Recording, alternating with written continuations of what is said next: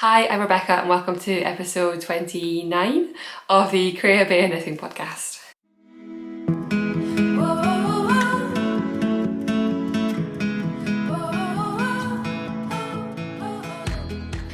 Hi and welcome back. My name is Rebecca, I'm a knitter, a knitwear designer and obviously a podcaster living, working in Edinburgh in Scotland, and I'm back with another podcast episode and I have got so much to talk about.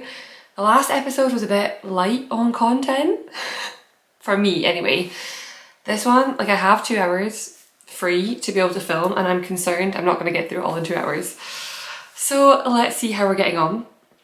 I don't have a very great natural lighting situation today, so we're just going to bear with it and yeah, that's what we're going to stick with. So what do I have today? I have a pattern release. I've got a tester call. I've got 3 finished objects, 2 brand new cast-ons, a little bit of acquisition, and a sort of fun take on Advent. So, you know, just the normal. So much to get through. I'm really excited. I feel like I've not podcasted in ages. And I'm just so looking forward to chatting with you all and telling you everything that's going on.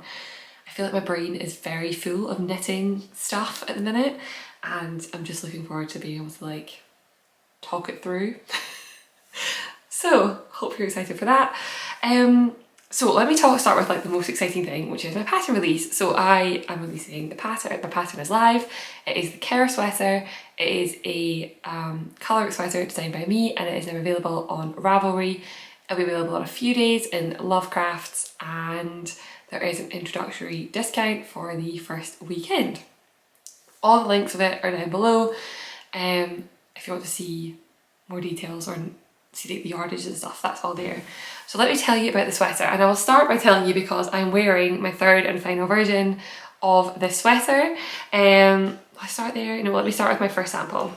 So this is my first sample. So it looks like, so it is, as I said, it's a drop shoulder design. You start working the back panel and then you construct the front yoke and then you join it around and you knit this really very fun colour work motif down the body, and then it's got sort of chunky rib, and then for the sleeve you're going to pick up the sleeve, do a bit of shaping, and then, oh, it's a bit crinkled, oops. Then you're going to knit the same motif on the sleeve and there are some decreases down to a chunky rib sleeve.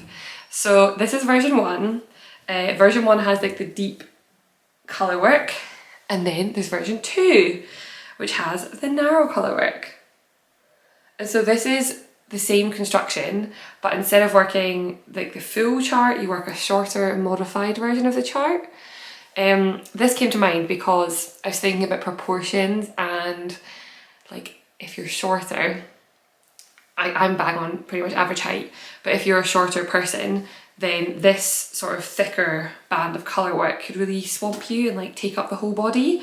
And so I made a second chart which has a narrower design. So that's version 1 and version 2. Let me talk about version 3 and then about the process and stuff. So version 3 is, I've sized up, and I will say I've sized up too much. Mostly it was a real rookie error.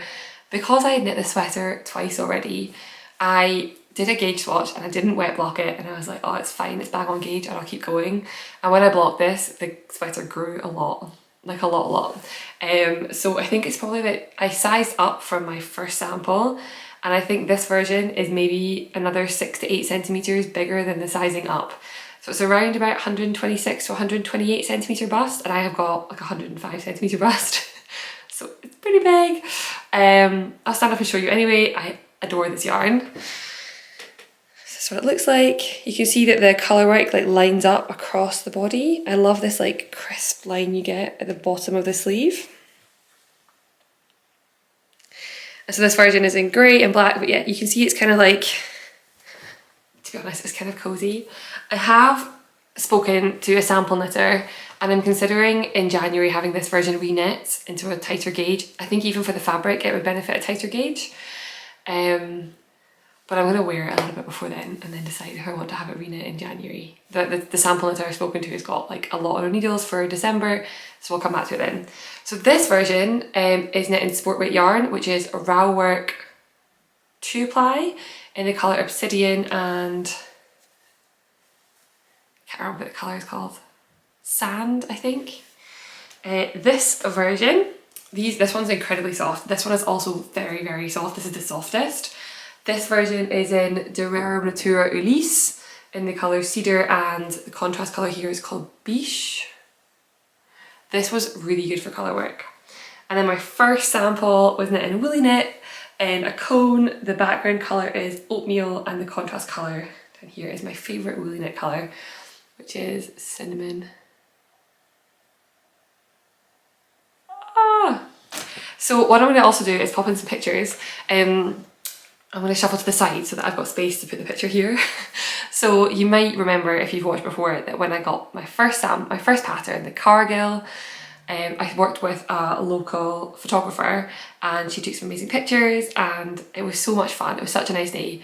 And as the date was approaching for the Kerr release, I realised I really wanted some great pictures again, and she was so fun to work with. So I reached out and asked. The first time with the Cargill, she'd offered to do it without charge, and we signed a release so that she can use the pictures on her platforms and for like stock pictures. But this time I reached out to her and I was like, can you send me your prices? I would love to work with you again. I had such a nice time. And so I worked with her again. So last Sunday I met with Caroline from Caroline's Knits and Charlotte from Nervous Fibre in Edinburgh, and we took some pictures and they were serious like girl band goals. They were so much fun to make.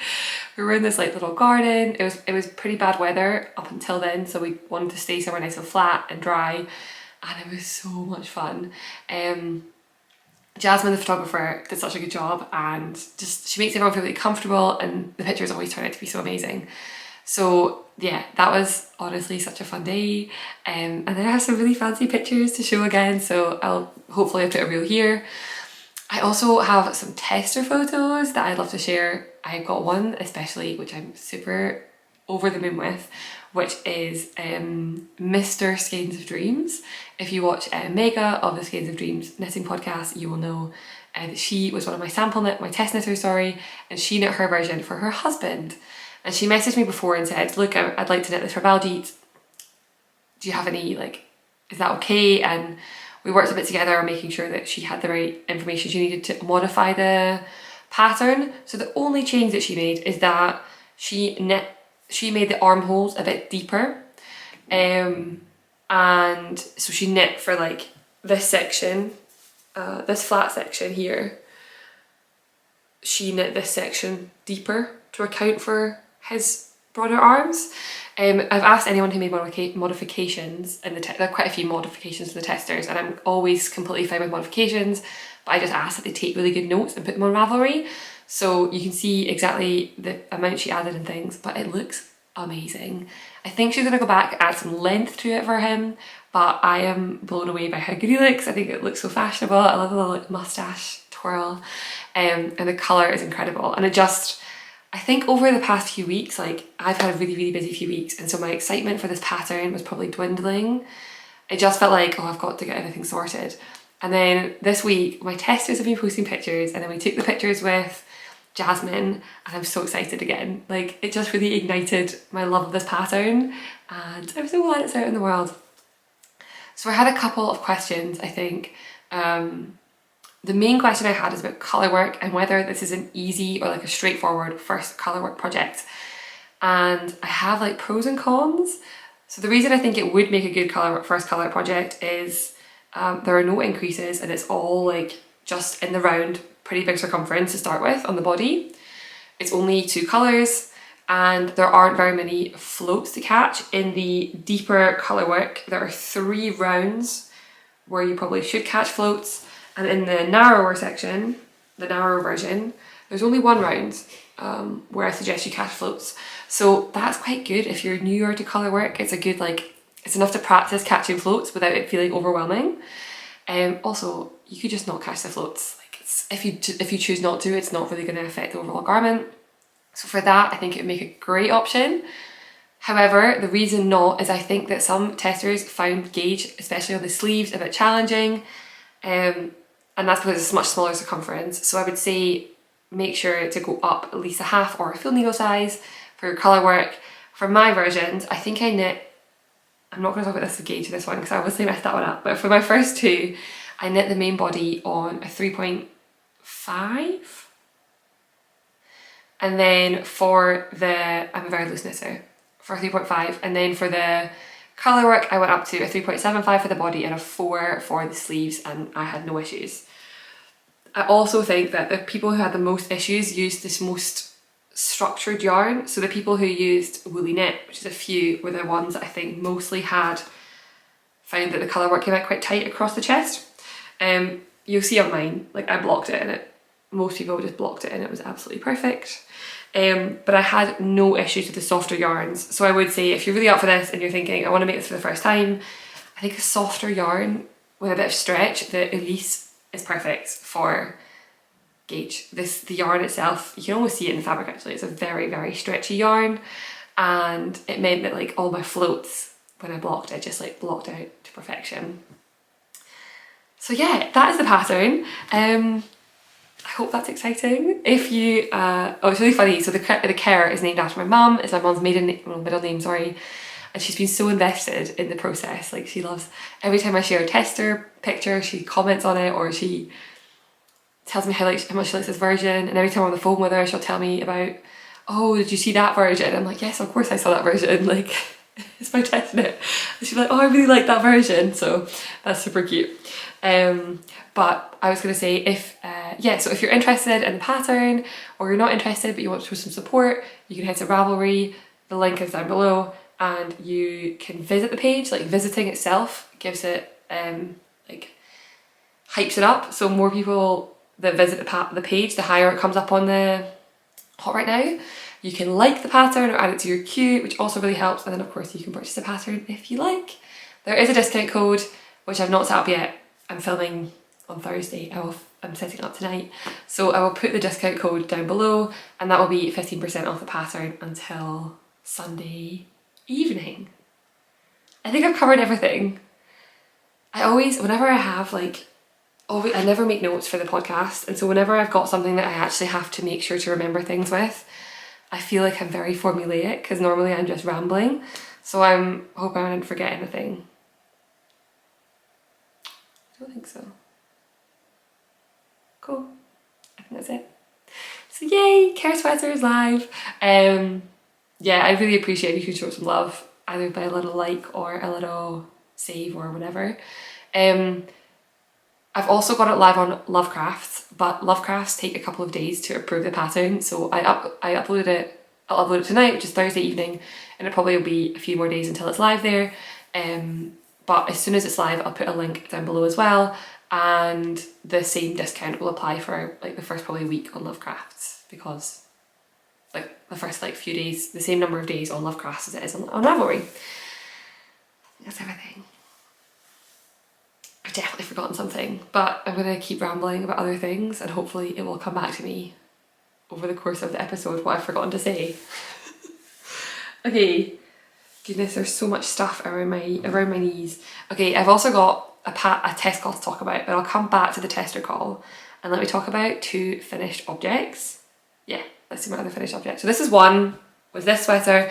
Honestly, it's so warm and cozy, but I do think it might just be a bit too big. You know what's frustrating? If I knit it to size, so the 110 centimetre size, then the extra 6 centimetres would have been perfect.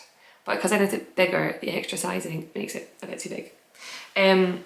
The pattern is fully size inclusive. It is from a size 1 to a size 11, and I think that covers 70 to 170 centimetre busts.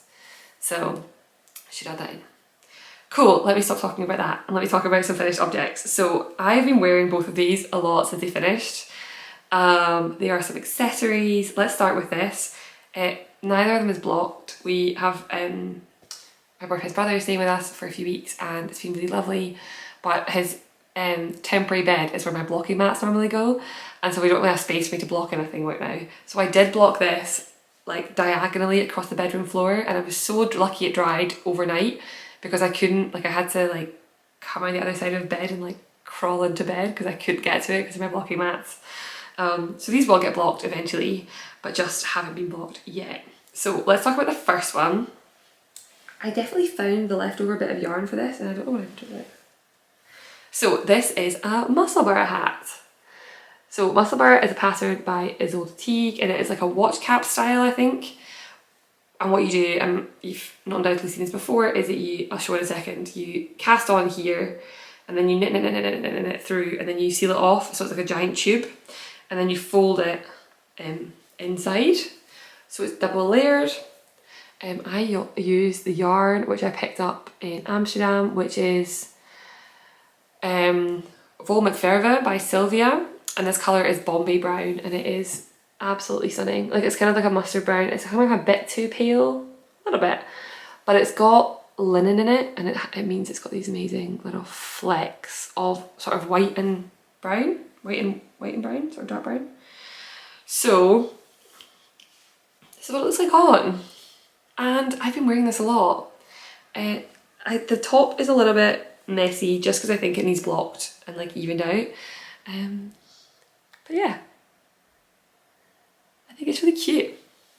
It's super cozy. I like the double layer, especially then around your ears you have 4 layers, which is really nice.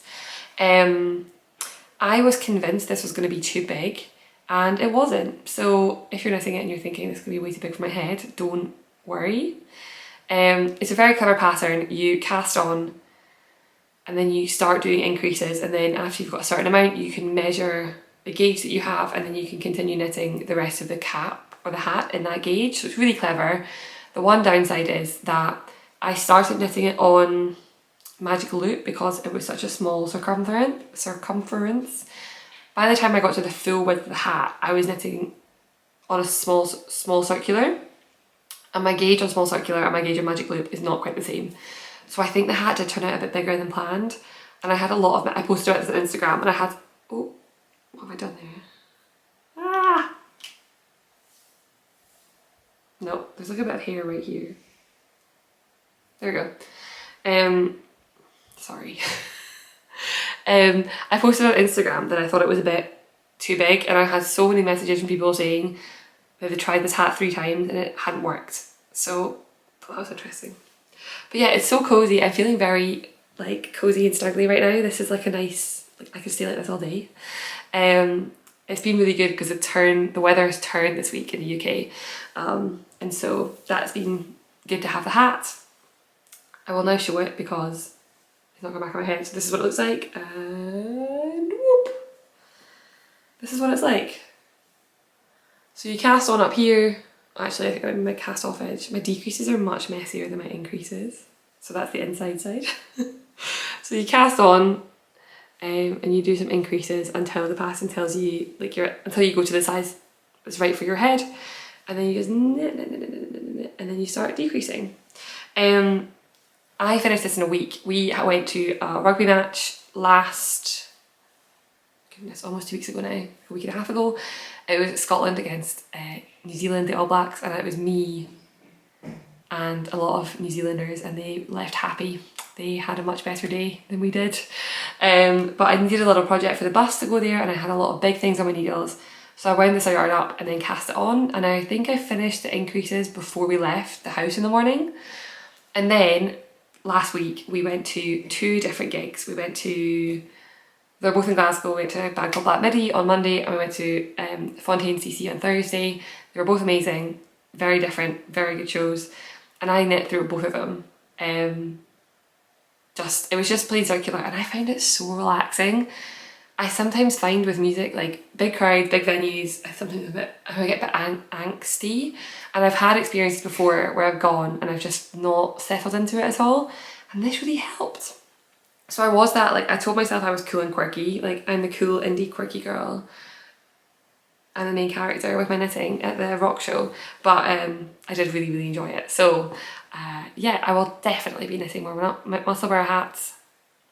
I don't really find it very enjoyable to knit, just to knit, if that makes sense. I think it's good if I have got something else going on. Perfect for the cinema, perfect for shows and stuff, but I find it a bit dull if I'm just knitting this by myself with nothing else going on. But that's okay. So I'm excited to block it. I think this just needs like evened out a little bit. And then to keep wearing it. Ta-da! So many more Musselburghs to come. So I have this, and then completely different yarn, but coincidentally very matchy. I finished my Sophie shawl. So this is a pattern, yeah, I did see who that was. This is a pattern by Petite Knit, and it is a very, very, very simple pattern. It's got these like I-cords either side, and otherwise it's all garter, and you sort of gradually increase, and I'm pretty sure the yarn I'm using was not superwash, but my ends are popping out all over the place, like they're just, anyway, so it's super long. I love it. This is also not blocked, and I will block this, but again, I've been wearing it so much. At its deepest point, it's not that deep, but here is the way I love to wear it. So I put it on with like the deep bit at the back, and then I go like this, and then I go like this, and then I put a little tie in this bit, and then I have the perfect coziness. Oh, this is perfect. My hair is having a real nightmare today. So this is my Sophie shawl. There's a Sophie, annoyingly, there's a Sophie scarf, and that's like the little tiny one, but to me this is a scarf, so I'm getting the names wrong for them all the time. I use Peruvian Highland wool in the colourway Dijon. I had 5 skeins of this left over from a sweater because I can't plan very well, and so I just cast it on straight away pretty much. I took this when we went up north a few weeks ago, so it was a work in progress. Sorry, my hair is really fluffy today and it's really bothering me. I just washed it. Do you know when you wash your hair and then it's all kind of doing that thing? So yeah, it's super squishy, it's super, super, super soft. The colourway is not the same as this, but I can comfortably wear these together, and I feel like I'm wearing a bit of a matching set, even though they're different yarns. The really cool thing about Filcolana is that they have the same colours across different bases, which I guess, now I'm saying that out loud, is pretty common for a lot of yarns. I really thought this was a unique experience. So, rustling coming. I'm going to make some gloves, and I got some Prunilla, which is the same colourway as this, but it's the fingering weight, sport weight, fingering weight. It's like 175 metres per 250 grams, so 350 metres per sport weight. So yeah, I'm going to make some gloves or some mittens to go with this, and then I'm going to have a full matching set. I'm going to look like an adult who's got her life together because she has a matching set of hand knitted accessories. It's really fun to knit this actually. I've ordered more yarn for it. I'll get to it in acquisitions, but I'm hopefully going to make 2 of these for gifts for Christmas, and one of them I need to cast on pretty soon actually. I should do that. I'm not doing it today, I'll do it tomorrow. It's really, really fun to knit. Like, it just really flies. I guess it. There's a hype around it, and the hype is ridiculous because it's just a garter shawl, but it's perfect. Oh, that's what I was going to say. The sizing. There are 3 sizes included in the pattern. I didn't follow the sizing. I need to change my battery already. I need to change my battery. The sizing of the Sophie shawl, there are 3 sizes. What I did, and what the pattern recommends that you do, is that you cast on and you knit up until you've used half of your yarn, and then you start the decreases, and that's exactly what I did. I did measure it after the fact to understand how close I was to, oh sorry, it's really got up my nose now. How close I was to the final sizes, and I've got the same length, and it's about 4 centimetres narrower. So my plan is when I block it, to just try and block a little bit of width into it. And I use bang on 500 metres of Filcolana Peruvian Highland wool. So this has been never really too far from me this week, even when I've been at home. Like I say, it's taken a real cold turn, and my go-to this week has been to wrap myself up in this I work in tech, and so I have quite a lot of like cool developer tech bros who like come to meetings with like a beanie hat, and I come in my Musselburgh like, hello, it is cold. So those are my finished objects. Okay, let's move on to my tester call. For my tester call, I'm gonna do a quick change. So I wore this in the last episode, but any excuse because I love it so much. This is my Dornie Sweater. It is an all over cable knit sweater with these like cable columns, and the tester call is live. So the tester call is going to be open for a few days, probably until I think Tuesday. So quite a long call, mostly because I'm not going to put it on Instagram until Monday. But I won't be filming again until next Friday, and I want to start the test this week. So all that to say, the tester call is live. All the information about the test call, all the sizes, all like the tester explanations, everything like that is down below. It was it's like an 8.5 week test call, I think. I'll put the dates will all be down below exactly, but it's it's either 8.5 or 9 weeks. I knit this sample in like 2 weeks. I find it really slow off my needles, but then also when I cast on a new design, I get obsessive about it, so that's also part of the components. It is a top-down raglan cable knit sweater. It's fully charted, and there's a different chart per size.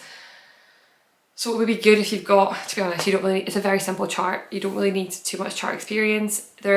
Obviously, when you start, you have like you have a chart for here and a chart for here, and that can be a bit complicated. So just bear that in mind. But I think it's the sort of thing I always find with cable knits, when you're following a pattern, you open it and you're like, holy heck, so what is going on? And then you've done 3 rows and you're like, oh, the chart always makes it look more complicated than it actually is. The sweater is knit in, it's got this nice chunky neckline as well, which I really like, and it is an iron weight sweater. So for mine, I used worsted to help with mohair. I'm gonna have a second sample I'm casting on soon. It's gonna be like my Christmas gift to myself. It's gonna be my second version of this. And I'm casting that one on in, I think, West Yorkshire Spinners Jacob Fleece, which is around 160 meters per 100 grams, and I'm pretty sure I'm gonna get gauge with that. So yeah, you could do a worsted with a lace weight, you could do like 3 strands of fingering, you could do, I don't know, there's lots of combinations, or you could just do an iron weight sweater. This is a cropped version. I'm gonna have 2 versions, so like a cropped and then a fuller length, so you can apply for either of those. And it used up less yarn than I expected it to. Mine is like 106 centimeter size bust, I think, so there's basically no ease for me on the chest. And I'm 5'6", and it's a slightly cropped sweater, like it hits me about 2 inches below my natural waist. And I use less than 1,100 meters, like just over 1,000 meters of yarn of each strand. So it's pretty, as much as it's a chunkier weight, I think it is pretty economical, I think. So yeah, the test call is there. If you've got any questions about the test call, please send me a message. I'm always happy to answer. And I'm so excited. I feel like I probably could do with a week to stop and breathe between the Kerr finishing and this one starting, but I'm actually just really looking forward to it. Like it's gonna be good. I think I said that it's called the Dornie Sweater. Did I say it was called the Dornie Sweater? I think I did. And yeah, it's got this like interesting rib here. Yeah, I worked with a grader for this one, and it was an amazing experience. Her name is also Rebecca, and she just did a fantastic job. So I knit my sample and then sent her over the pattern for my sample, and she came back with 1,001 questions, which were all great questions, which I hadn't even thought of, and sent back the pattern. So I'm really excited. I feel like this always happens, like I cast on a new design and I get so hyped for it, and then the testing starts and there's always a bit of a lull, because in the testing process you're just waiting, and then there's excitement at the end when it's the launch, and I'm kind of in between that stage right now for the Dornie. So yeah, again, this is, I think, goes up to 165 centimeter finished bust, Again, it'll all be in the form down below. Can you tell that I'm filming because I only have time to film right now, but I've not made the tester call form yet. I've not finished the Kerr pattern, like the final read through and things. I've got to do all of that tonight. So I'm probably coming across very vague. That is because I've not done those bits yet.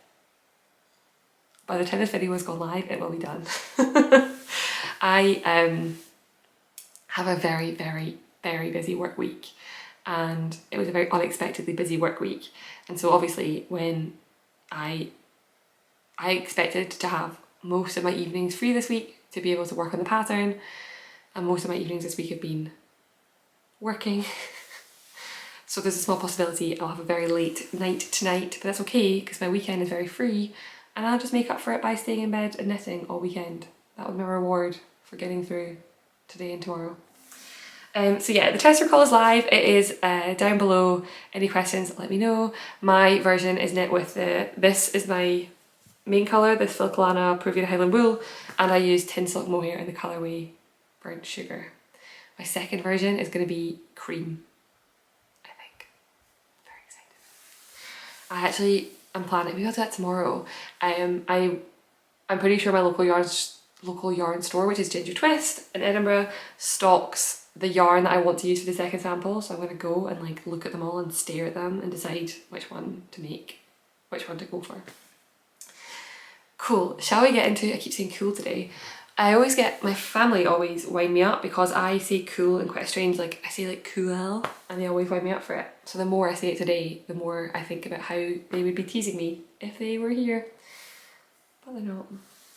Okay, works in progress. I've only got 3. I mean, I've got a lot otherwise, but these are the 3 that I've been working on this week.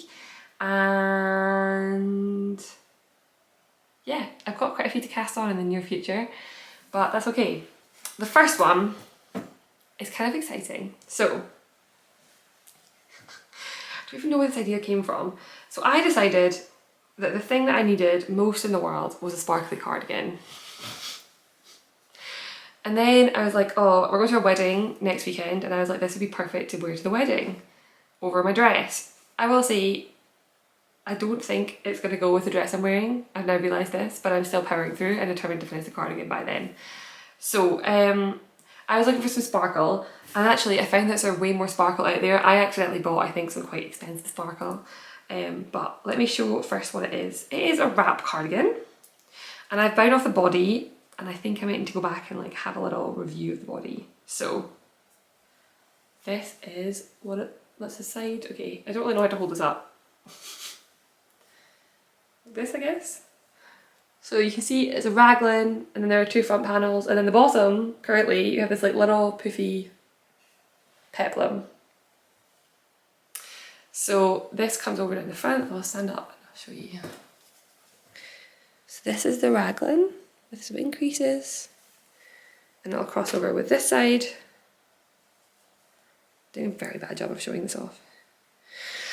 And there'll be some ties, and somewhere on the inside there's a little hole where my, like a purposeful hole, I did that one on purpose, where the ties are going to come through and I can tie on the side. So this is really fun. It was really fun to start. I only started it last Friday, so less than a week ago, and the body's already finished. That being said, I think I'm going to rip out this peplum because I don't think I like how poofy it is. I think I'm going to rip this back, annoyingly, because it took me ages to knit. And the I-cord bind off took like an hour and a half. But I think it's just sitting a bit more poof than I want to, so I think I'm going to take this off and then just knit a slightly longer section and then bind off. I think I'm going to go with a smaller sized needle for the I-cord. That is currently the plan. But I'm going to do the sleeves first because I can't be bothered re-knitting I-cord anytime soon. So this is not a pattern, and the reason is because I could not find a size inclusive pattern that I liked. There were quite a few that's smaller gauge, like 20, 21 stitches, and there's a really, really great free pattern by 2 of Wands, which is fully size inclusive. So I kind of like, I got the construction from there and sort of the path of construction from there, but otherwise I looked at another pattern that I had, which was a raglan, which had similar gauge to this, and that's how I knew where to start with my cast on edge. So my gauge is 14 stitches per 10 centimeters. So pretty big, pretty chunky. And I started with another sweater I had, and then I'm decreasing down the fronts until it was long enough for my waist. And then I kind of made up the raglan bit at the bottom, this puffy bit, and I think that puffy bit was a bad idea because it's just really sticking out. What I love about this, however, is the fabric. So let me show you the sparkle in full sparkle.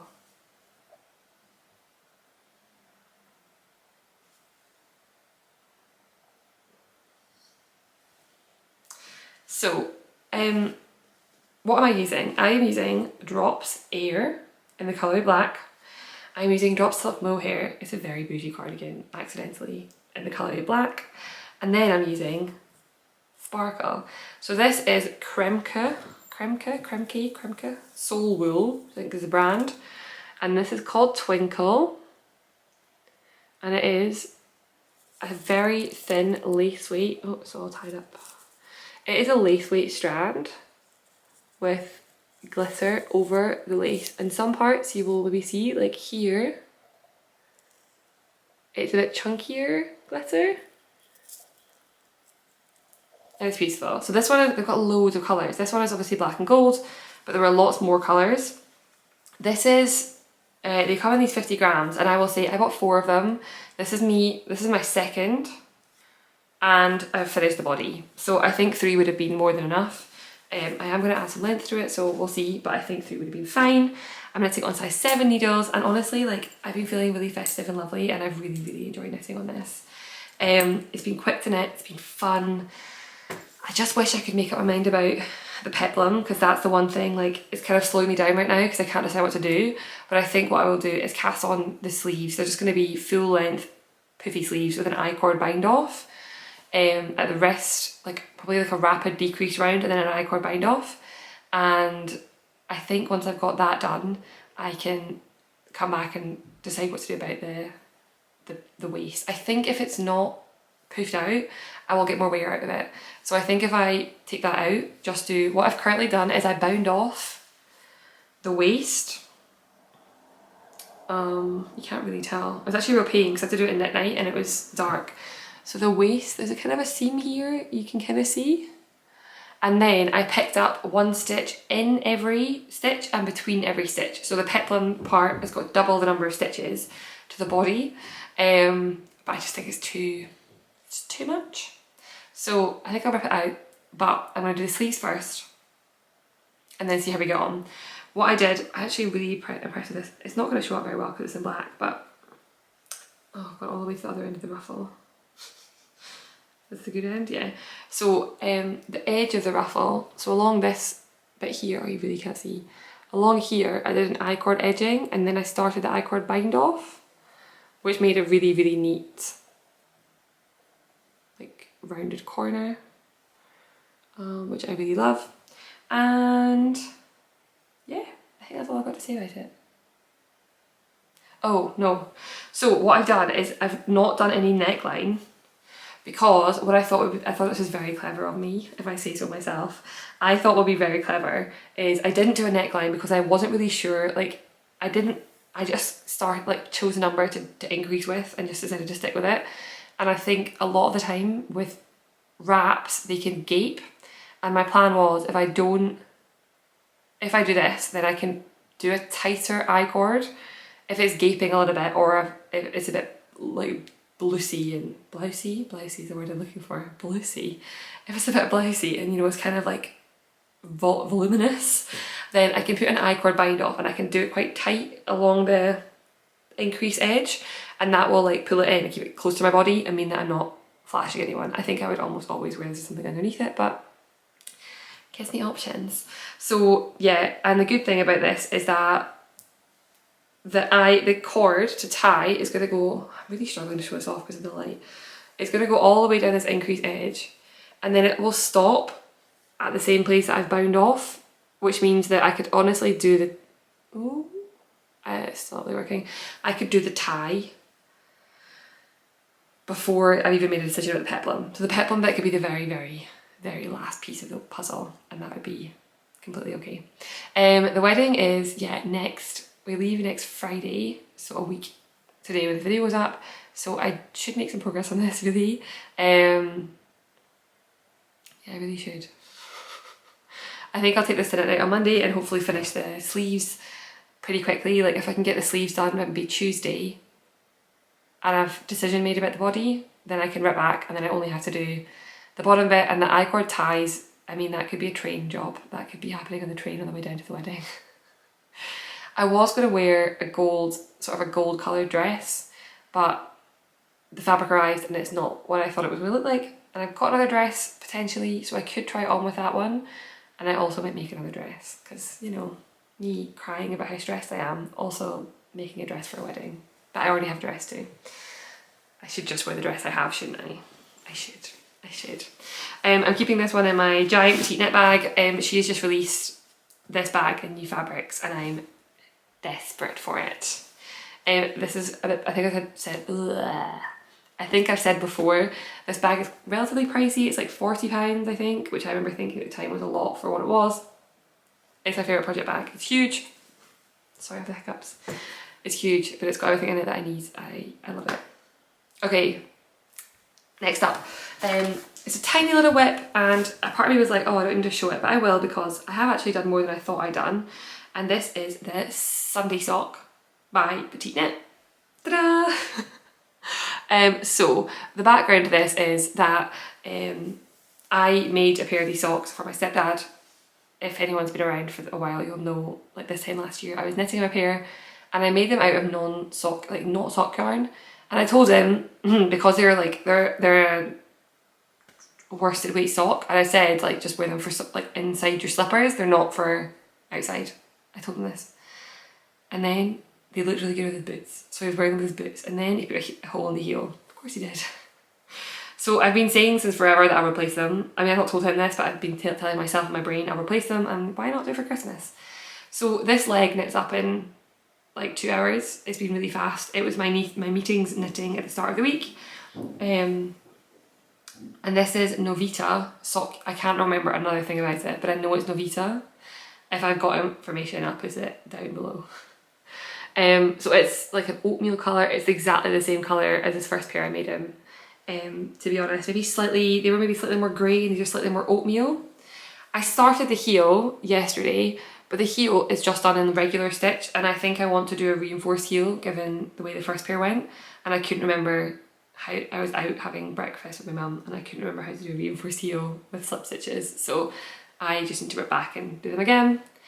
Hopefully I can get the heel turned and then they flies, like it's really fun. It's a really, really fun pattern. They're really quick to make. They're great for gift knits.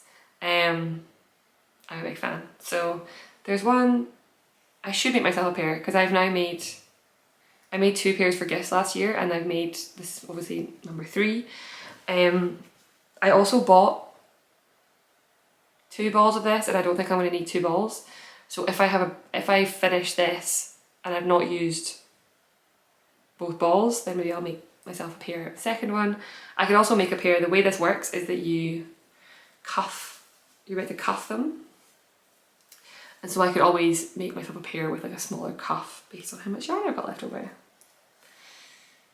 So yeah, that is my gift knit. I am doing a bit more gift knitting. I'm going to make this pair of socks and I'm going to make 2 scarves and that's it.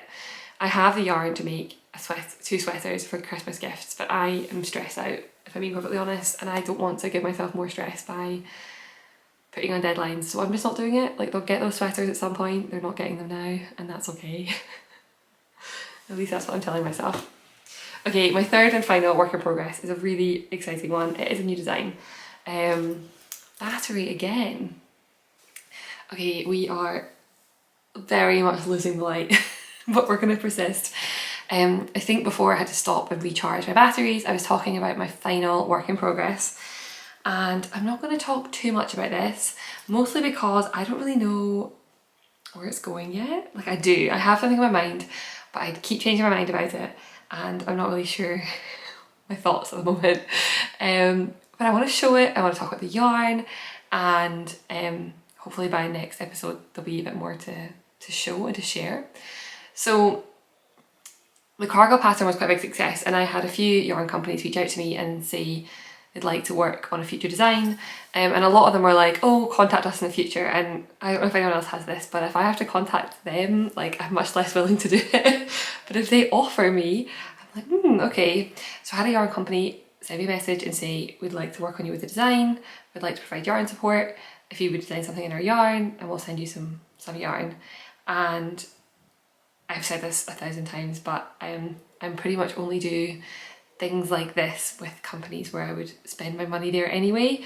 And this happens to be, actually, it's not yarn I bought, but it was yarn I was gifted, a different yarn of their range, and I really liked it. And so the idea of working with their yarn, sorry about the hiccups, was something I was really excited about. So the yarn is from Bare Naked Wool. What? And it is their Kent DK in the colourway Kelp, which is this beautiful soft brown colour. All the colours are natural, so they're all natural colours, and I think there may be six or seven colours, and this is one of the darker colours. And as I said, this is their Kent DK base. I've got a skein of their Stonewash Soup DK, which I got in my yarn swap box last year, and I love it. It's so soft and so interesting. When they reached out, I said, well, I'd like to do something with texture and something that's got like a good bit of like bounce, and they suggested this, and I can completely see why. It's got a really beautiful round like ply. So this, and it's incredibly soft.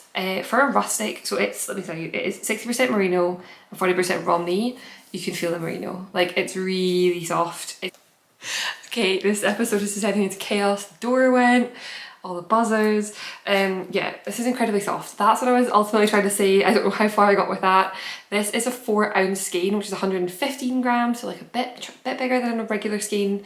For me, usually my skeins come in 100 grams, and it's 300 yards. So it is it's pretty much bang on a DK, right?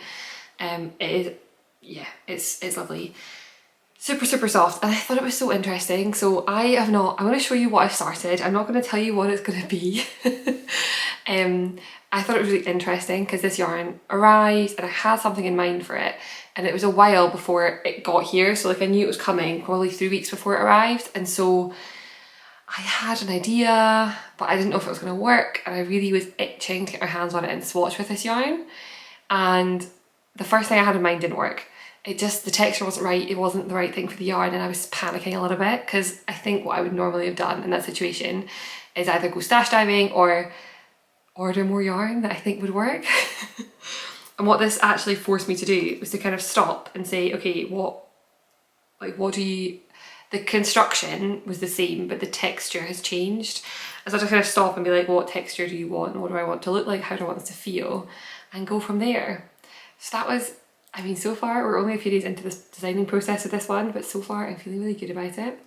I also, I've talked about this a lot before, but a big part of the design process to me is that I want it to be something which, I want the process to be enjoyable. I want to feel like, you know, with the Cargill, people say the dip stitch is really addictive and like really Moorish. With the Kerr, the colour work is really intuitive. And because you're doing it section by section, it seems to fly by. With the Dorney, the cables are quite far apart. It's actually it's all over cables, but you're not really doing the work of all over cables. And so yeah, there's always something which I do. I want to make it feel like you don't want to put the sweater down, and that I found that in this. So I'm going to show you what I have, and that's all I'm going to do. And we'll see next time if it's turned into something more. If you have ideas of what you think this is going to be, feel free to send a message or leave a comment, because I'm really intrigued to see what people think. Oh, come on, focus. There we go.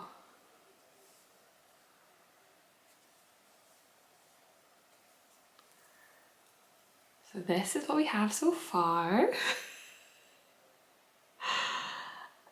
You can see it's on 2 needles.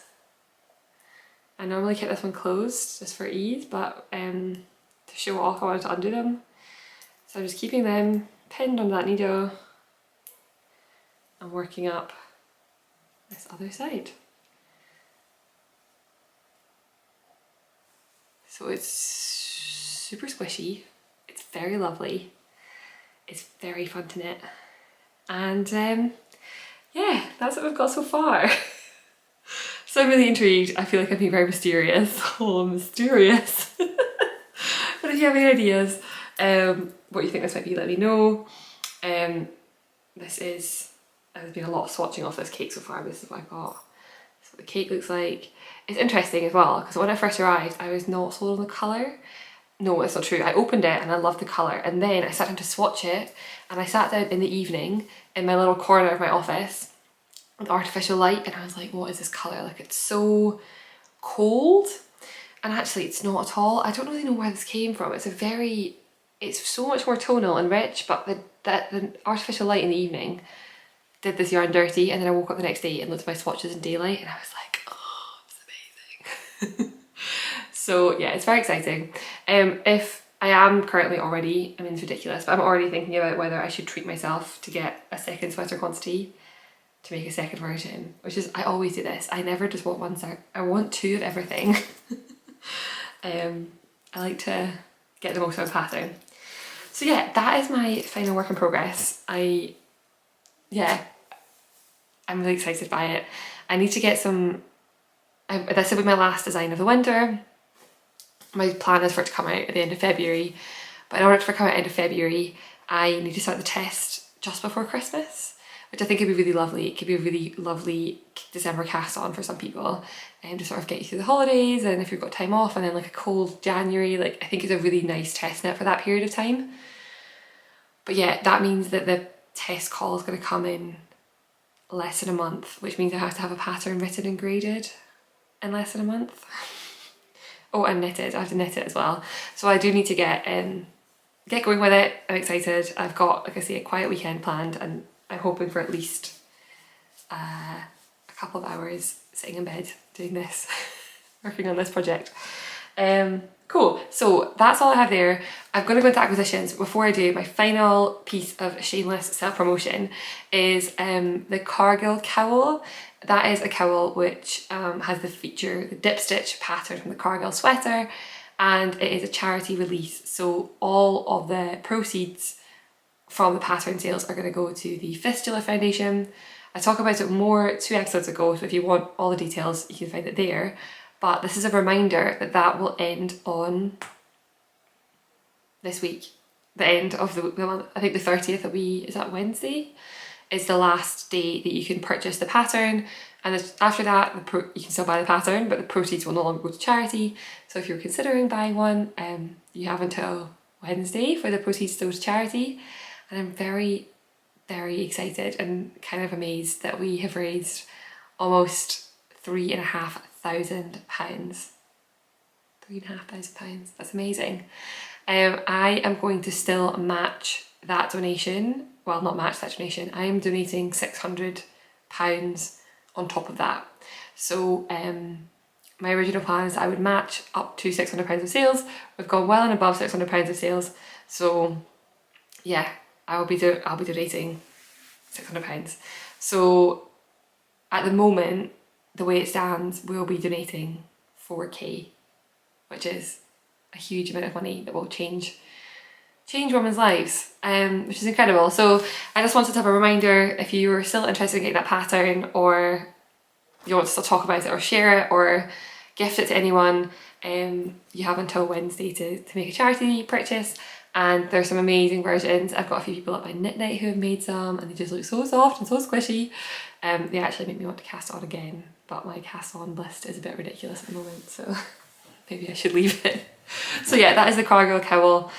And again, the link for that is down below, as well as a link to the Fistula Foundation, which is where the money will be donated to. And in the next episode, I will announce the grand total that has been raised. It was very exciting because the cowl was shouted out on the Grocery Girls podcast, and I think, like many others, the Grocery Girls were my what's the word? Like, they were my starter drug for podcasters. I watched them first. They opened the door. They changed my world. And it was very surreal and very exciting to be watching an episode and they pull up the pattern, and I was like, that's my pattern. So that was really lovely. So a few acquisitions. I have got a couple of things to share. A few bits which I'll go into first, which are going to be some gifts. So my Sophie Scarf, I'm going to make 2 more, sorry, it's in a big bag still. So I'm going to make 2 more versions, but I actually made a bit of a mistake and ordered the wrong one. So I'll put the rest of it, did I put that here? Did I put this here? I must have put that there. So for the 2 more Sophie Scarf versions, I'm going to use Peruvian Highland wool again, but I'm also pairing it with a strand of Alva, which is their fingering weight alpaca. And this is going to be one of them. It is grey, really soft dark grey. And then this is the other one, which is like probably the best Filcolana colour in existence. It is marzipan. So my first one took me, what did I say, a week and a bit. So I should get this cast on. This one has to be ready for like Christmas Day, and this one can be ready a few days after Christmas Day. So I have a bit of a runway with this one. But I want to get that cast on really soon. I've missed working on a Sophie scarf. I definitely felt, I'll put this down and put it crinkling away. Ooh. Yeah, I definitely felt like I missed the working on it when I finished mine. So I'm looking forward to getting it cast on again this weekend. This very relaxing weekend has turned into a weekend full of casting lots of things on, apparently, very quickly. Okay, the second thing, my second acquisition is a very, very exciting acquisition. And this yarn arrived this yarn went on sale just after I published the Cargill sweater, and I was in like a full-blown like treat yourself mode. And then it arrived and I was like, oh yeah, I ordered that. So this is the package. It's still tied up because it's beautiful. And it is yarn from Fibre Tales. So I have watched Fibre Tales for quite a while, and I love her aesthetic and what she does. And I ordered, I don't know why, 4 skeins of this, which is an awful lot. It's fingering weight, and it is in this stunning grey colour, and it's got this beautiful like marling. Let me read the tag. It is organic Gotland 2-ply in dark grey, 75% 75% organic Gotland, 25% Falkland Merino, and it's fingering weight, so it is 400 meters per 100 grams, which means I've got 1600 meters of this, which is a lot of yarn. So I'm not really sure what to do with this. I think it would make an incredible Moby sweater or Ingrid sweater by Petite Knit, but I'd have to hold it with mohair, and will that like ruin the yarn if I hold it with a strand of mohair? Or, I don't know, something else? So yeah, if you have ideas, if anyone else has got this yarn, let me know. It was most definitely an expensive purchase. Like I say, it came in my treat yourself mode. It's soft but rustic. It's not as soft as the Bare Naked Wools, but it arrived and I was like, I held it up. I think it must have been to Sam, and my partner, and I was like, oh, I feel how soft it is, and he like squished it and he was like, eh. And I forget that like rustic soft and I don't know, like alpaca soft are 2 very different softs. So this to me feels very soft, but to a non-knitter, or to a non-yarn obsessed knitter, he can knit, but it maybe wasn't quite as soft. But I'm leaving it packaged like this because it was the most beautiful, stunning package with this like this little logo and the little ribbon, and yeah, so no plans for now. But it's in my stash, and my stash is getting a bit out of hand again. I am planning to make one purchase in Black Friday, which is going to be with Holst. I bought from them last year. I've got a few things I want to get, and then I need to have a little focus on my stash because I'm running out of space. So my last 2 things are advents, and I have never had a yarn advent calendar before, and these are not hand-dyed advents. I love the idea of one, but I can never justify the price, if I'm being perfectly honest. They just seem like an awful lot of money, and I don't know what I'd do with it. You know, does that make sense? Like, I just don't know what I would do with. I feel like a lot of people then spend a lot of time searching for mini skein projects rather than, I don't know, I just feel like they're so beautiful to open and to look at, but I don't know what I'd do with it afterwards. So I don't have a hand-dyed advent, but I do have 2 sort of different advents. So the first one is in a big box that came from Canada. And so there are a couple of podcasters who are doing an advent swap. So someone, I think it might be Lisa from And So On, who suggested it, and she said if anyone's interested please let me know. And then she made a group chat, and the idea was we would send I think 10 gram minis of non-superwash or sock yarn, and you can like, up to you, you can send like little bits of it, you can, I don't know, stitch markers or treats or whatever, and it was all of your scraps. So I thought it was a really nice way to do it. Mine is from Sarah Corrine, and now I'm wondering what if her podcast is called that. I'm going to put her podcast name on the screen because I'm not sure if it's called something different to her username, but I'll put it here. And mine arrived a little while ago and I'm very excited. So inside, oh, I didn't even notice before, but she's got like personalised stickers. So bougie. So inside here, I've got these little golden envelopes, and so they have different numbers on them, and then they say on them what they are. And some of these are really exciting because a lot of these are yarn brands I've heard of but I don't have or don't have access to, because they're not really here. A lot of these are sock, I'm noticing. I've not really looked at them, but now I'm looking, a lot of them are superwash merino nylon. Maybe I should make a pair of advent socks with my advent yarn. I hadn't really looked, but now I look at it, a lot of them are superwash merino nylon. So maybe a pair of socks.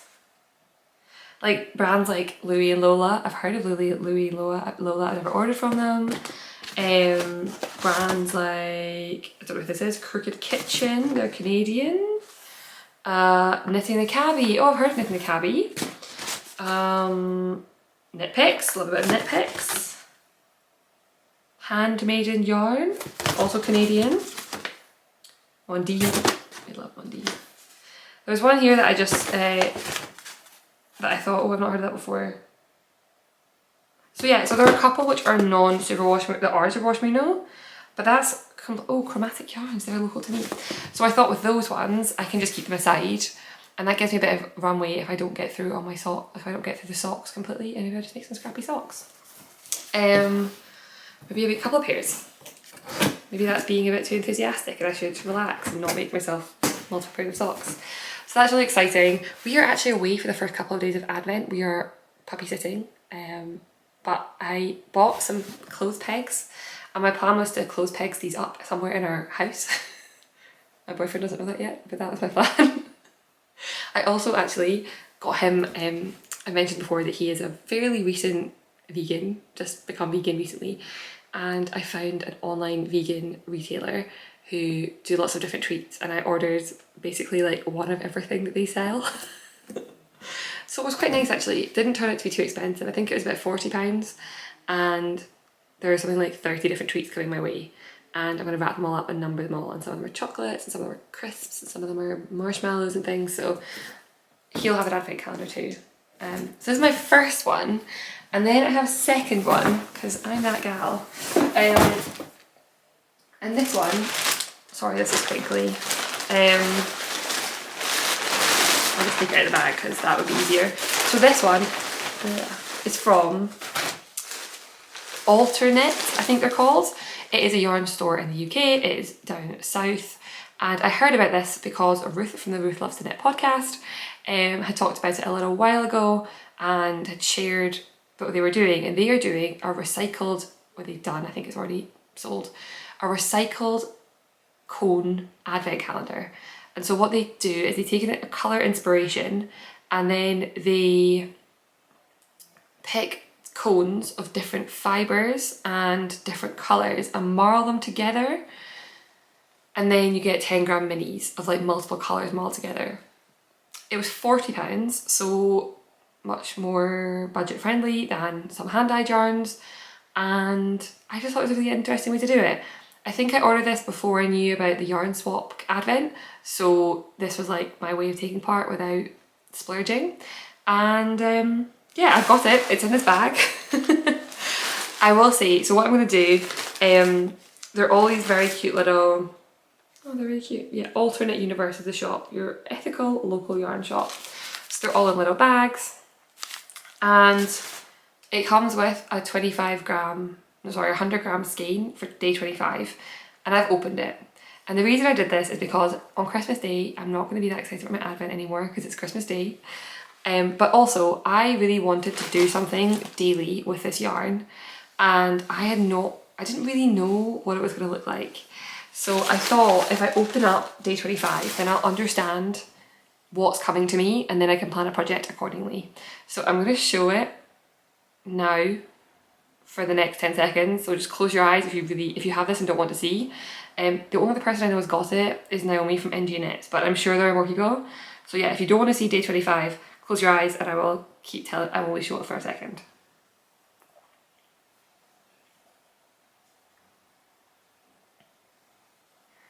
So the light is really doing it dirty, to be honest. But I'm going to describe the colours. So if you're back, it's no longer on screen, but the colours, there are, in this one, 3 strands together. One is a lilac, one is a very pale pink, and one is like a silver grey, and they are marled together to make this ball. So I'm going to make a blanket. I am going to make like a garter blanket. That's all I've decided so far. And my plan is to hold this together with a strand of woolly knit and just knit until that day is done. That's it. So I will cast on with the main colour and with a strand of woolly knit, and that's actually another reason was I wanted to check gauge and stuff and see how thick this was. This is meant to be 4-ply. I think it's, yeah, it probably is 4-ply. It's maybe like slightly like a heavy fingering, to be honest. And I'm gonna aim to try and knit the 10 grams a day. I have a lot. I didn't realise I had so many things that I wanted to be knitting on in December until I started filming this episode. There's a possibility I'm not going to get around to it because obviously there's a lot that I'm planning to knit in the very near future. So yeah, my plan is to knit a blanket and see how we get on with it. Yeah, it should be fun. And I might decide with this one that if I don't finish the day before colour, I might just not open the next colour and then open the next colour once I'm ready for it. And that means that it still stays exciting, and if I'm running a few days behind and say I run into January by making this blanket, I can still open fun things in January. So that was I don't know, I thought that was a nice interesting way to do an advent, a bit more of a budget friendly option. Nothing wrong with hand-dyed advents, they are absolutely stunning and completely beautiful, and I definitely covet them, like I see them and I want them, but I know it's a bit unreasonable for me because I don't know what I'd do with them. And this way I have sent off, I sent my advent, the one I got was from Sarah, the one I've sent off is to Natasha and Petra from Knit Inc. So it should have arrived, the last I checked it had arrived in the States. It was in their state. I've not heard from them yet, but I only checked on Monday, so maybe I should check again on the tracking and see if it's been delivered. And yeah, I don't know, I know they have a lot of things going right now and they're welcoming a new little bundle into their family, so I don't know if they're going to podcast anytime soon, but yeah, I sent that off to them and it was so much fun to curate. I really enjoyed putting it together and looking through my stash and finding little bits of extras. That was a lot of fun, so I'm hoping that they enjoy it. And this is my interesting way of doing advent, I guess. And that kind of runs me into my last thing of the day. How are we got on for time? So the very last thing before I wrap up and it goes completely dark outside is just a bit of an insight into the next couple of weeks. As I mentioned, things are very busy. I'm not going to be doing Vlogmas because I don't think my life is interesting enough for Vlogmas. It would be like 8 to 9 hours of me sitting at my desk, intermittently knitting through meetings, eating, sleeping, in bed knitting, and on very rare occasions going to social events. I also have some really exciting big things happening in December. I've got a wedding to attend, and we're doing some puppy sitting, and we're going down south to see our friends for like friend Christmas, and those things are lovely, but I want to just fully enjoy them and not worry about like getting content. Like I never really want content to feel like a pressure. So I'm not going to be doing Vlogmas. I will be watching a lot of Vlogmases though, so if anyone's got a favourite Vlogmas, please tell me because I want to watch them. I got really into Nitty Natty last year. I wasn't really on the Nitty Natty train. I am now a firm member of her fan club. I'm watching Laura Penrose from Penrose Knits, probably watching Kay from Crazy Sock Lady, so I'm excited to watch them, but I will not be making mine. What I do hope to do is film a weekly podcast, and I would like, my hope is that now I've got my fancy camera, I can like have it on me. I don't really have an issue with the idea of filming content, it's more the editing and getting it uploaded in time. So I thought I could take it when we go on our little trips and film weekly and show you my updates of my projects and my gift knits and how I'm doing my advent as I open them. I also have some fun Christmas projects in mind that are not knitting related or kind of not really. I will be upcycling a sweater. I'll put a picture here of my inspiration. I saw this from Instagram, and I have a navy sweater and I bought a lot of glittery yarn or like embroidery thread. So I'm going to do some upcycling. I'm going to make some felt ornaments at some point, probably next week. And probably some Christmas baking. We make sugar cookie-esque cookies every year, although this year we'll be making some vegan ones. And we'll be cooking for friends Christmas and a Secret Santa, and there are just lots of things there that I would love to document and share. And I really enjoyed Laura Penrose from Penrose Knits. Her last podcast episode was like a sort of, it wasn't just a vlog, like she was chatting and talking about things whilst also putting like bits of b-roll in. It just felt really different. It was like a vlog meet a podcast, and I loved it. And that is my inspiration. So plenty of chatting and plenty of, like, it's not just gonna all be like aesthetic shots of like, I don't even know, there's nothing aesthetic for me to take shots of. Like, you can't see around how much like laundry and chaos there is around me. Like, there isn't an aesthetic shot to take. But it's not gonna be like that. It's gonna be some fun December-y bits, and yeah. So that's coming. I will hopefully have the next episode up next Friday. And yeah, lots of really fun things happening. Work is really kicking my butt right now. It's very busy, and yeah, I've been thrown in the deep end, which I really enjoy, but I don't enjoy it when I'm also planning to lose a pattern this week. It's made it a very busy week, but I'm enjoying it. It's good to get into, good stuff to get stuck into. And yeah, I'm also I've decided that between now and Christmas, every day that it is feasible to do so, I am watching a really bad Christmas movie. So there are loads on Netflix, there are quite a few on BBC iPlayer, they're everywhere, honestly. Like the proper typical, they're not really Hallmark movies, but they're, if I call it a Hallmark movie, you know what I mean? It's called something ridiculous, like, I don't know, it's got some silly Christmas name, and it's typically about someone who almost always is some big shot in the city and then has to go to the sticks somewhere and then meet some, I don't know, hot person who runs the local, I don't know what, like candy cane factory. I love them, they're so bad. This all started because I watched Falling for Christmas last weekend, and it was so much fun. So I've watched a couple now. So if you have watched any really good bad, you know, like not good movies, but they can't be so bad that you can't watch them, they have to be so bad they're good. If you've watched any of those, please send them my way, because I have been really enjoying them, putting them on for like, they're not very long, like an hour and a half. So if I've got like dishes to do, or if I've got a quiet bit of work to do where I just need to power through and do some data, get through some numbers, and put it on the background, and really enjoying it. So I'm feeling festive. I'm excited that technically the next episode is my sort of bad version of Vlogmas is coming, so I hope that'll be fun. And I think that's everything. If you have stuck around to the end, thank you very much. If you would like to, please go and have a look at the Kerr pattern on Ravelry. Give it a favourite, give it a Q, purchase it if you'd like it.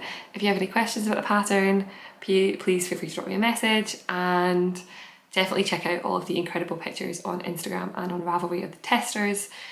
They've done amazing modifications, such a good job, and deserve lots and lots of love for their great projects. Okay, this is a clear sign that I have lost my mind and I need to go and drink some water and finish my workday. Thank you for sticking with me, and I'll see you next week for the first of the festive episodes. Have a good week. Bye.